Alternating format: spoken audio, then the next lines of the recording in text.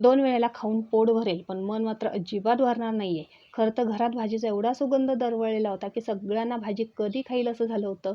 तर इथे आज आपण करणार आहोत भेंडी मसाला. त्याच्यासाठी इथे भेंडी स्वच्छ धुवून बारीक चिरून घेतली. भेंडीला लावण्यासाठी मी 1 चमचा लाल तिखट घेतलं, थोडीशी हळद घेतली, थोडंसं मीठ घेतलं, 2 चमचे बेसन घेतलं. छान भेंडीला सगळं ते लावून घेतलं. कढईमध्ये तेल घातलं.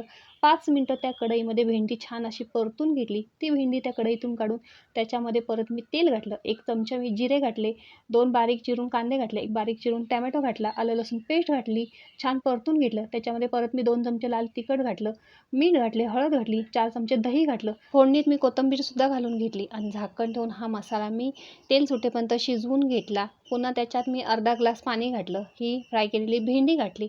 झाकण ठेवून 5 ते 7 मिनिटं ही भेंडी मी या मसाल्यात शिजवून घेतली आणि झटपट अगदी बघता क्षणी खावा असा मस्त असा भेंडी मसाला आपला तयार झालेला आहे.